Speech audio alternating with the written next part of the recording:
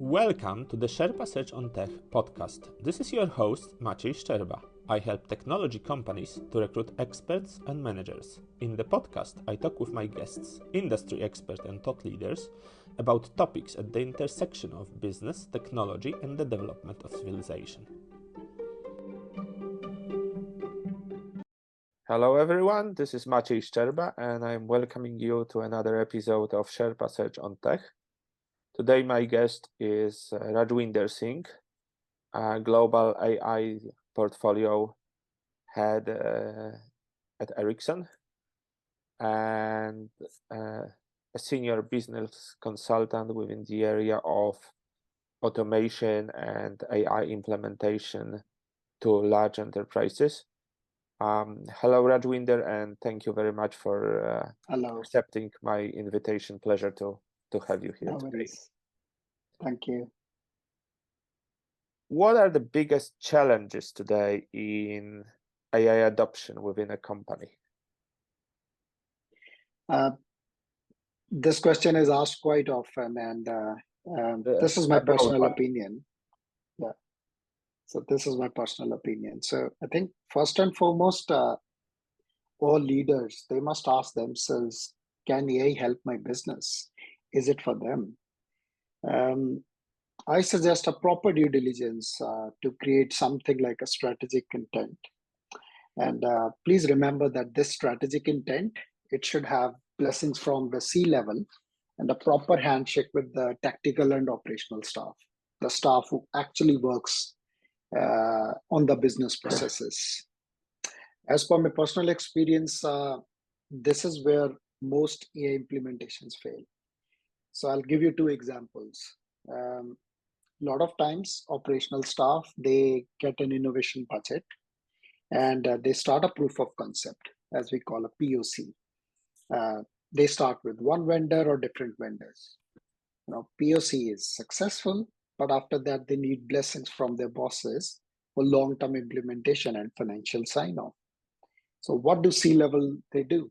They ask the operations leaders, what's the business case? And that is why many a times AI never goes out of innovation labs. But the reverse is also true. Many a times the C-level, they get excited about these big jargons like AI, like blockchain, like Web3, and they start a lot of strategic programs without involving operations leaders. So many times they struggle with return on investments. So these are some of the challenges at the higher level when we talk about AI adoption. There are many other technical issues as well. So for example, old business processes, lack of change management, and staff never willing to change their ways of working. Unavailability of data, by the way, is a big problem in a lot of AI ML projects. Poorly developed applications that are unable to use ML model inferences. So these, as per me, are some of the biggest challenges in AI adoption within a company. Yeah. If you were to pick up, let's say, the three biggest today, what would it be? The three biggest would be lack of data availability, quality of data, as well as proper due diligence on how AI can add value to a particular business. I think these, as per me, are one of the biggest challenges. So let's focus on data first. What can you do to have data and to have them cleared to start working on them? First of all, everyone should know their data, right? I think even without starting any analytics or any AI project, I would say. So everyone should know their data, right? What exactly is the data they are sitting on? Is it application data? Is it user data, right? And what are the different data features? Establish a proper data governance process, as well as create a proper lineage of data, right? So those are the things which we have to do. As some of my colleagues, they say, we are very data busy company, right? But we are not able to use the data for proper analytics and proper insights as well as AI. So know your data first. What exactly is your data? Establish a proper governance process around data management, as well as use the tools through which you can track their data lineage. So these are the things you should use to manage your data. Yeah. And the second issue, let's say, it sounds like start with why.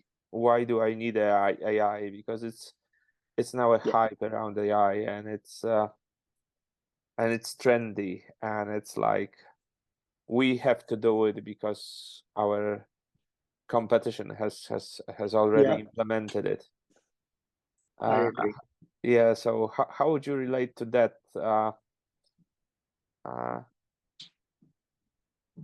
Are there any tips? Are there any questions a C-level executive should ask herself or himself in order to figure out why do I need it? Why do we need it as an organization? Exactly. Yes. And that's where I think a lot of outside help also is available to answer those questions. A lot of times I've seen that companies start some initiatives internally, but those initiatives they never come to a conclusion. So it's always good. I'll not name any companies, but it's always good to have some outside in help as well. There are very good tools available in the market which helps you in running a proper due diligence, right? So for example, what exactly is the business value, right? Is it high, medium business value for a particular AI use case or machine learning use case or analytics use case? What's the feasibility, right? A lot of times what I've seen is that the business value is huge. Definitely it adds a lot of value, but when it comes to feasibility, feasibility is very low, right? So for example, we were working with one of companies wherein we felt that yes, I mean a particular AI use case, if we implement, it could help in tremendous reduction of the costs, right? But then the problem with that was that the implementation, the data extraction, the training, it was next to impossible because data was not standardized at all. We relied a lot on natural language processing and all those things, but it didn't help the project. So I think that type of balance between business value and feasibility, it's very important because as I said, I mean, we discussed this a lot of time. The AI or the especially machine learning, it's not only about coding, it's data plus code. And data is something which no one can give you. People can give you data for training and all those things for which is a very dummy data type of thing. But if you have to add real value to your business, it's your data. So that analysis, that due diligence, I would say, on what are the 10 or 12 areas where you want to implement AI, machine learning, and then do a proper due diligence of business value and feasibility. There are a lot of tools available. We use some tools, but as I said, outside in help never hurts in this. Coming to implementation, what does a good implementation of AI look like? So I would say a good implementation of AI is the one which has blessings and sign off from all the three levels. So strategic leaders who have to provide ongoing budget, right? Tactical middle management who are a very critical part of the chain, and the operations team or the business teams who have to actually use it day in and day out. So good implementation of AI should create an outcome which is usable and it should solve a business problem, right? So good AI is one that solves the business issues that were insolvable or unsolvable, I would say. They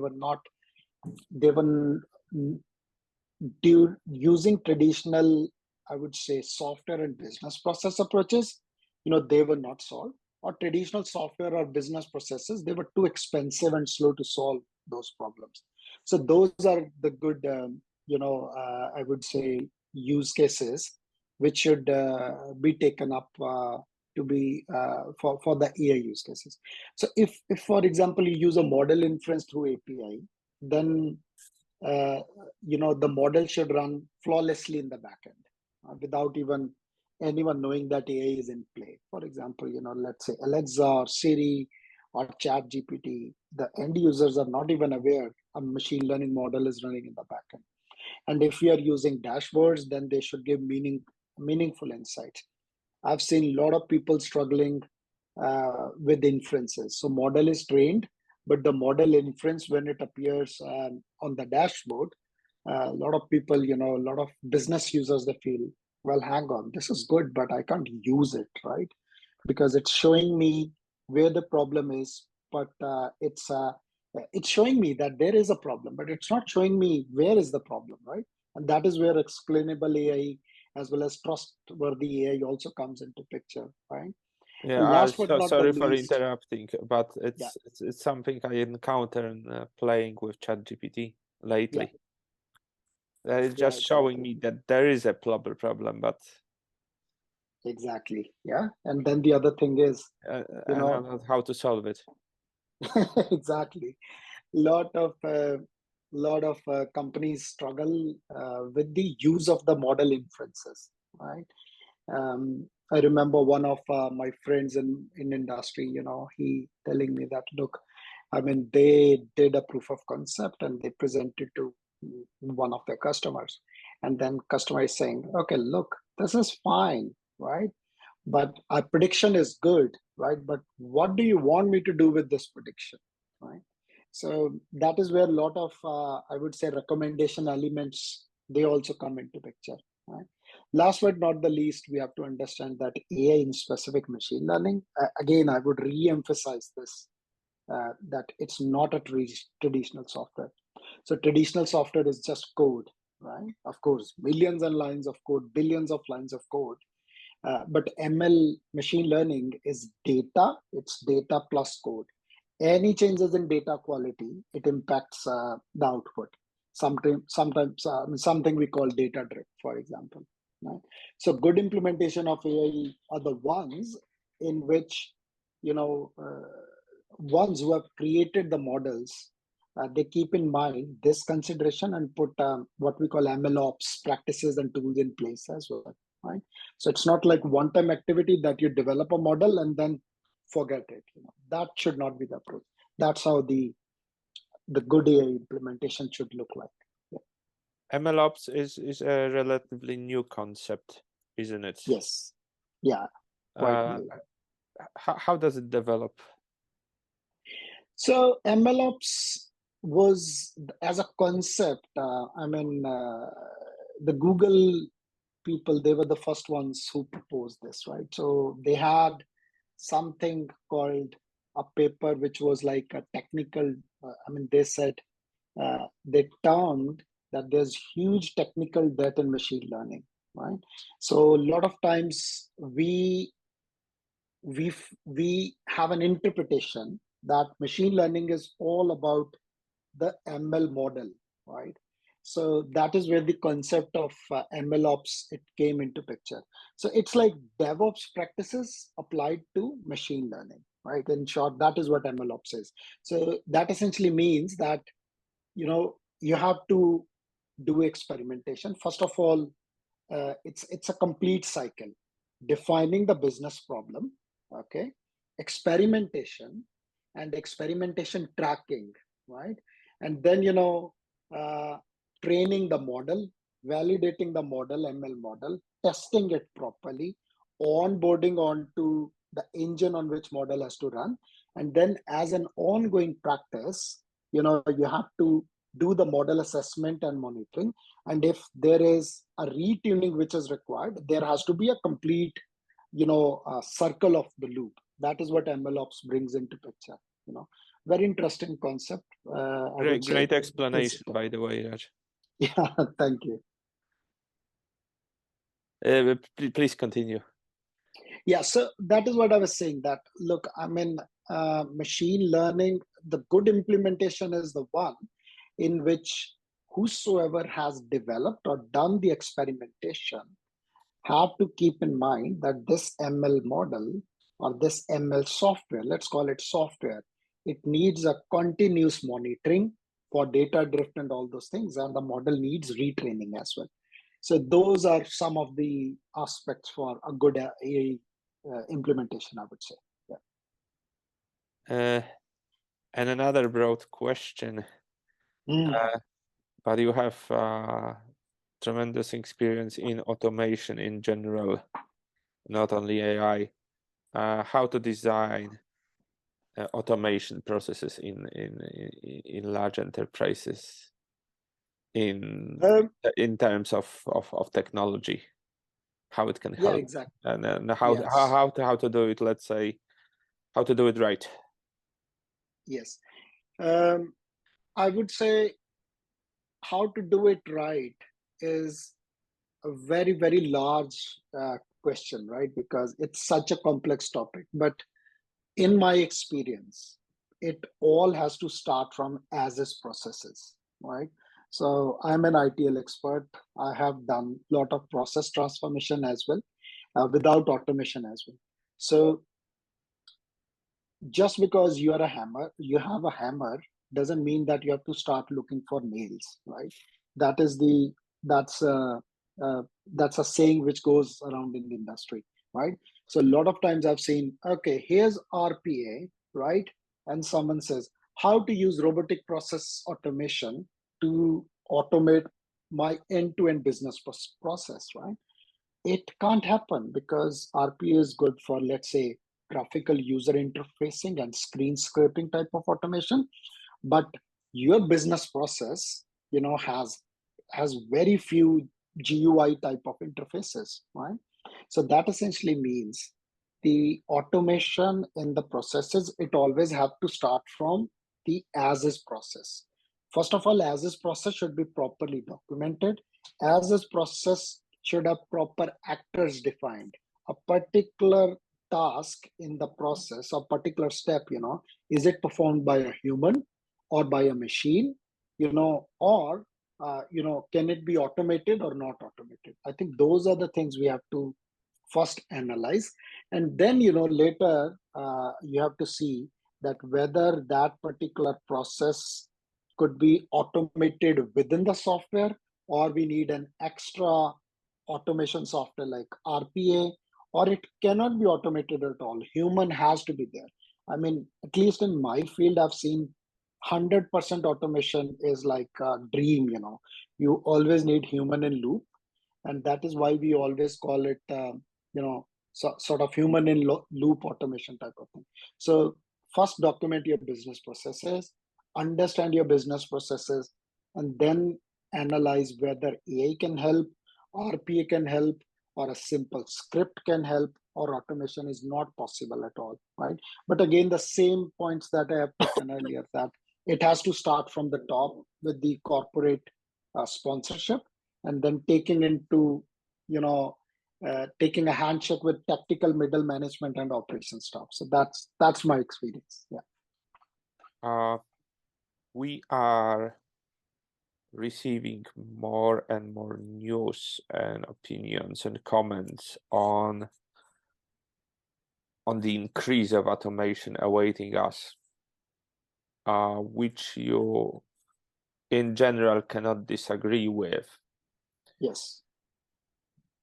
How far can it go? Because it seems obvious that repetitive tasks and mundane tasks will be automated, and I've put some polls on LinkedIn based on what I read. Let's say, what is the opinion of the audience of whether white collars jobs will be first automated or blue collars jobs? And of course, most people picked white collar jobs because it's probably far more probable than a financial analyst job will be first automated than a plumber. A plumber is a kind of mini detective also, so there's kind of intuitive job, let's say, what doesn't work with your sync. I mean, really, I mean, I had a problem with sync, I think, some year and a half ago, and my wife is a kind of do-it-yourself person, so she went to a construction supermarket and bought some stuff, you know, and said, let's say we do it ourselves. And at the end of the day, we had to call a guy, and he said, no, I need to, you know, pick up this tool because this happened, and so on and so forth. Yeah. But it's also a manual task. So all this repetitive, mundane, most of all data processing tasks are the first to be automated. How far it can go, are we to be afraid about it, or maybe it's not as cost effective as it can be? So for instance, hiring people in lower cost locations might still be a better option. An option.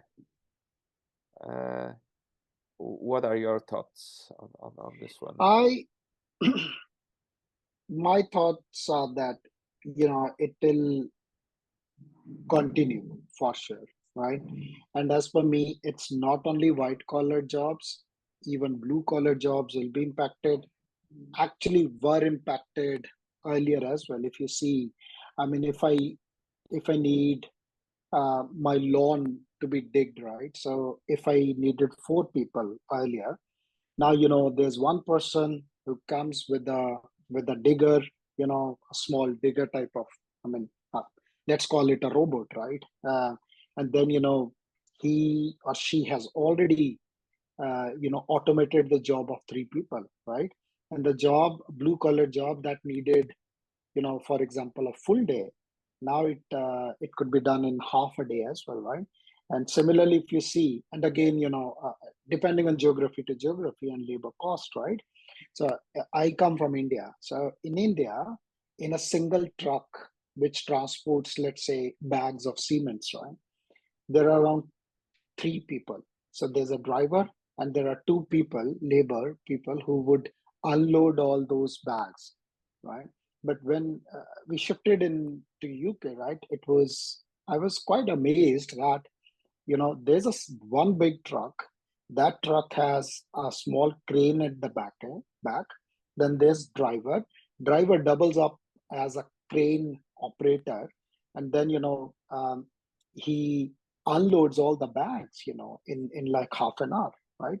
So I mean, long story short, I think both sides will be impacted, blue collared as well as white collared. But it again depends that what is the cost of the labor, right? Now the labor costs are too much in Western countries, of course, due to good reasons.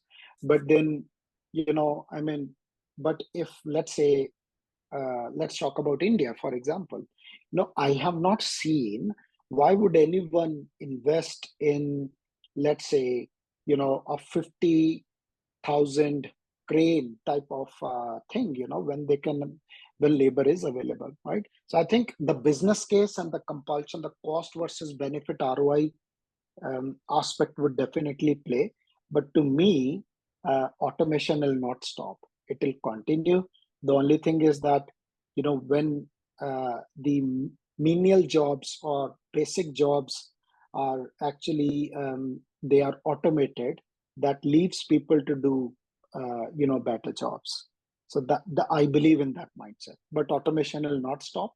Both blue collared as well as white collared jobs will definitely be impacted. So I think people have to reskill themselves and move up the ladder, which, as per me, brings a lot of other, you know, opportunities in the market as well. Yeah. I agree. I think that, let's say, what will definitely survive as a human job is Yes. anything related to empathy. Exactly. Yeah.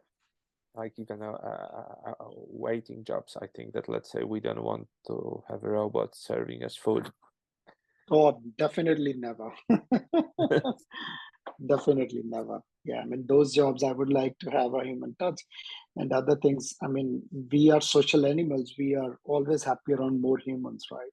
I mean, I know a lot of people, they are trying to have in CES. I was reading. I mean, 3 years back as well. If your refrigerator would have, sensors, and they can send automated, request to your grocer that tomatoes are out or milk are out and all. But trust me, I've not seen that technology being adopted from last 3 or 4 years. I mean, the model is there, the connectivity is there, but sometimes I think the business case is not compelling enough. So adoption also depends on the business case. Yeah. You have great experience in building innovation teams, and Yeah. you're an IT person as well. How Yeah. does building an innovation team differ from building and retaining a traditional software development team or traditional IT team? Yes, sir. Again, a very good question. In my experience, the innovation teams, they have to work very closely with business. If they don't work closely with the business, they do not last very long. Innovation projects, again, my personal opinion, they should not be run like a PhD projects or doctorate projects. Yes, they have a place. Those projects, they have their place. I'm not against innovation, but I'm more talking about innovation within enterprises. I'm not talking about university or research institutes, right? So innovation teams, they should have a proper charter, and they should run like a profit and loss unit. So not only as a cost center. That's my first point, and it has always um, uh, helped. Yeah.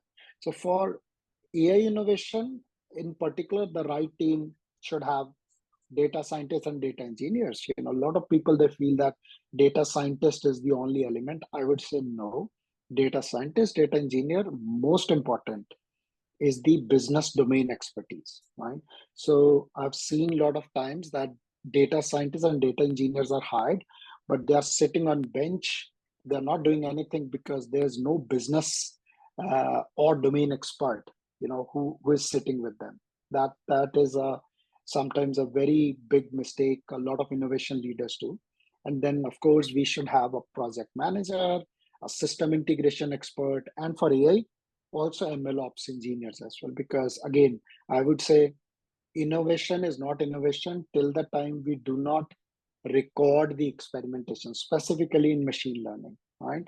So we have to, because machine learning in particular, it goes through so many reiterations and retrainings, that what data features are used in a model, what model in itself is used, all that, it should be properly tracked and recorded as well. So, and the other thing is that there should be a strong innovation team leader who understands his or her deliverables towards the business, right? And that brings me to the other point, which is governance, right? So there should be proper business KPIs defined and a proper governance on those KPIs. Yes, I have seen a lot of people failing on these things. So innovation teams, they were there for 1 year or 2 years, and after that they discontinued. Again, my personal experience, uh, many companies, they create a federated pool or a center of excellence in a single location, virtual or physical, right? um, as a single unit within the company, and then they assign them to individual innovation teams or business units. Many others, they have a completely distributed center of excellence, or COE as we call, where each unit recruits their own data scientist. In my opinion, again, my personal opinion, my 2 cents is federated model I've seen working better, because AI teams, then they can collaborate with each other, right? They can see, okay, what type of innovation is happening in finance, what's happening in sourcing, what's happening in IT, what's happening in sales, and then that also brings together a collaboration or consolidation of software practices as well, right? So a joint knowledge base or a model store or data feature stores, and this also helps in attrition, by the way, because data science is a field which I've seen, there is huge attrition in data science field because everyone needs data scientists. So till the time we are not recording, there are not proper induction documents, and there are not proper KPIs and handovers, innovation would not succeed in AI. That's my opinion. Yeah. Also, in the light of what you have just said, there is a very trendy term nowadays, explainable AI. Yeah. How important is it for the innovation team to be good at communication, to make AI explainable to the business? It's, first of all, it's very important for sure. And, lot of times what happens is that, and that has happened with, with a lot of my friends in the same field is as well, and data scientists, they should be enabled to explain, or we should have mechanism that if a machine learning prediction has given a prediction, right? I mean, why it has given that prediction, right? What are the data features in play? So I think that it is definitely a very important thing. So in your innovation team, again, it should work on explainable AI as well, because it should not happen that, as I gave an example earlier, that my friend was working with the CTO, and a model was created. Model gave a prediction that in 30 minutes XYZ KPI would be impacted, right? Or overall service will be impacted. But till the time that we can't explain why the service will be degraded, what are the factors which are impacting that service, so it becomes very difficult for the business to use that, right? So those tools and frameworks, it should help in interpreting the prediction which is made by a machine learning model. It's becoming very important, because it should not happen that, okay, ML model says that, look, this is not X, this is Y, but then the data scientist is not able to explain why it's not Y, right? Why is it X? So very important aspect, I would say. Yeah, I'll not go into the tools aspect, but yeah, I mean, as a general, it's quite important these days. Yeah. Any tips of yours how to attract data science talent and how to retain it, how to retain them? There's no magic from financial aspect. Apart from the financial aspect, right? I have seen a major change in how data scientists used to work 3 years back and how they work now, right? And I think it again depends on the charter, right? If you define a proper charter for your AI project, you define a proper charter for your innovation teams, you explain them as a leader, you explain them that how this particular model or project is important, how it will be used, right? And make them sit with the business owners, the domain experts. I've seen that data scientists, they definitely love to do a meaningful work, for sure, for sure. Yes, I know many of my colleagues and friends who struggled in initial years. But again, as I said, it's very important to create a proper charter, to set proper KPIs and governance. Sometimes data scientists don't like over governance, but till the time you give them a breathing space and their own, I would say, space to play with the data as well as models, it's perfectly fine. But they also should follow an agile approach. So that has worked for sure. Though I've noticed that a lot of data scientists, they are more excited about startups and all those things. But I think the reason for that is startups, they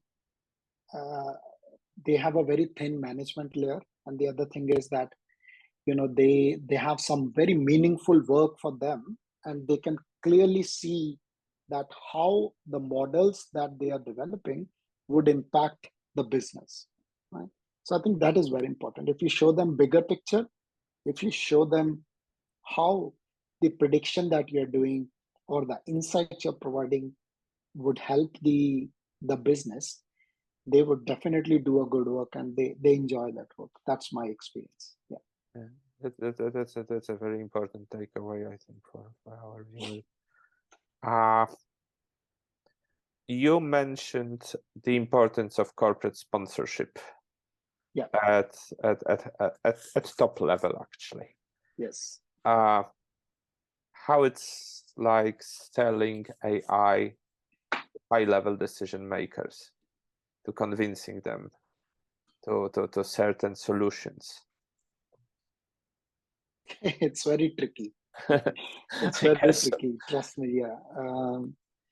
Now, I think first of all, making a strong business case is the first hurdle, right? As I said, AI is not the magic to solve all the problems of the world. Definitely not. Other challenge, what I've always seen, and other colleagues and friends also discussing is always discuss is that everybody wants a trial and proof of concept first before signing off on an AI project. Right? So AI is such a new field, and it also relies so much on data quality, local data. I've seen there is no sign off without a vendor trial or proof of concept. So that makes sales cycles a bit longer than traditional software. That's one. Many a times they, as I would again emphasize, many times high level executives and decision makers who have to sign off and who are the sponsors, they expect magic from AI. And sometimes I've seen I will joke, bring me some, let's say, chat GPTs. Yeah, exactly. Right? Just a smaller one. Yeah, exactly. So yeah, I mean, sometimes in some cases I've seen in market that people, they get disappointed that this was not I was expecting, right? So that's another thing. So I think we should treat AI as any other technology. So we should not have over expectations from AI and machine learning. So in the machine learning models, they need data. So if you don't have data, of course, there are exceptions like Alexa, ChatGPT, Siri, and others. I would not name all the vendors, but a lot of times, these projects, they need local data to be trained on, right? And if there is no good data or the quality or not enough data, so quantity and quality both are very important. Other thing is that if a vendor or a product owner, if they go to the market, right, they would, or to a particular, let's say, enterprise, they would expect data with in right quality and quantity. They would also need to understand the business problem that they are solving. That essentially means C-level and leaders, they also have to assign some business experts with them, right? So a lot of times what happens is that enterprises, anyways, they don't have too much bandwidth, to for their domain experts who are high in demand to work with these teams, right? So I mean, these are a lot of, I would say, pre-sales or sales challenges, as per my personal experience and talking within the community to friends and different people who work on AI and ML projects. Yeah, that is a common consensus that, yeah, this is what is very challenging. Your experience in consulting extends to several geographies, yeah, to several continents. What is your experience regarding awareness of AI solutions in various geographies you worked?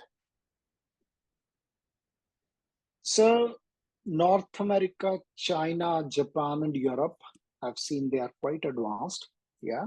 Not all countries in Europe, by the way. Yeah, but there are quite a big surprises as well within Europe. Which countries are more advanced and which are less in Europe? UK is good, definitely. I've seen UK is good. Sweden is good. I've not worked with all the countries, but Germany, Sweden, Nordic countries, they are good. By the way, I've seen some wonderful companies in Ukraine as well. Yeah, they work on very good AI projects. Poland is good as well into these things. Yeah, Good to hear. And France as well. I have worked with vendors in Italy and Spain as well. So these are a couple of countries which are coming into my mind. And Latin America and Africa, they have some catching up to do.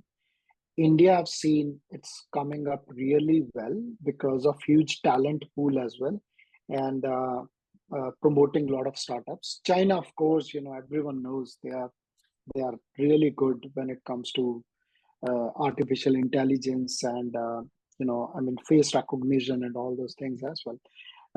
Yes, Latin America and Africa, they have some catching to do, but overall AI awareness has increased a lot over past 4 or 5 years, definitely.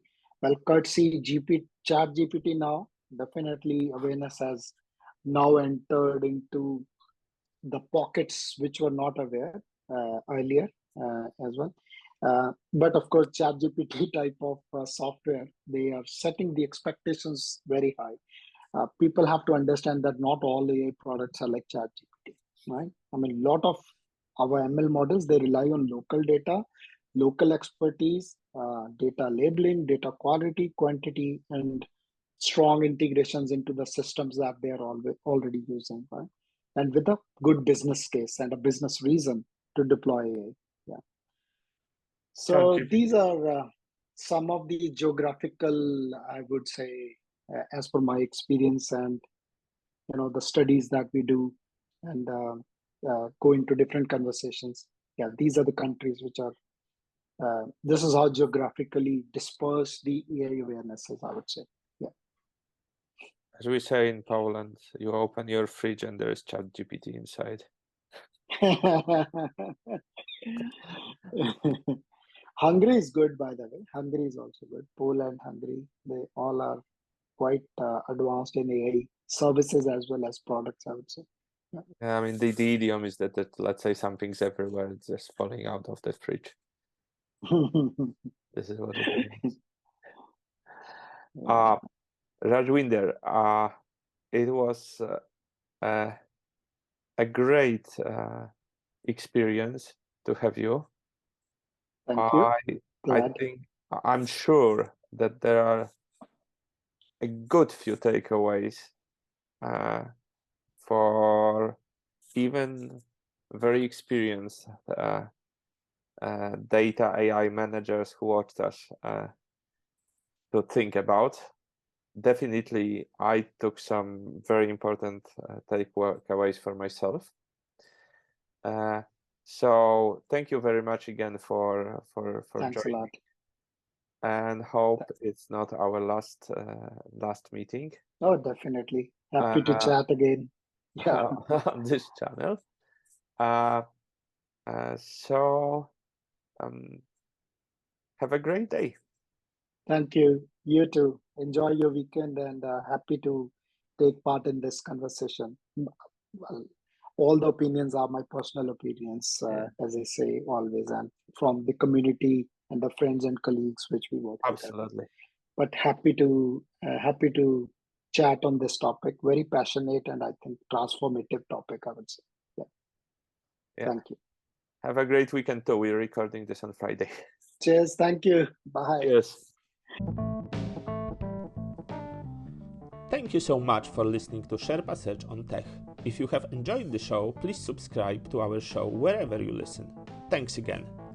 The Sherpa Search on Tech podcast is a production of Sherpa Search, an executive search firm specializing in the tech industry, helping hire the right people for expert and managerial positions, and advising how to build and develop long-lasting, high-performing IT teams.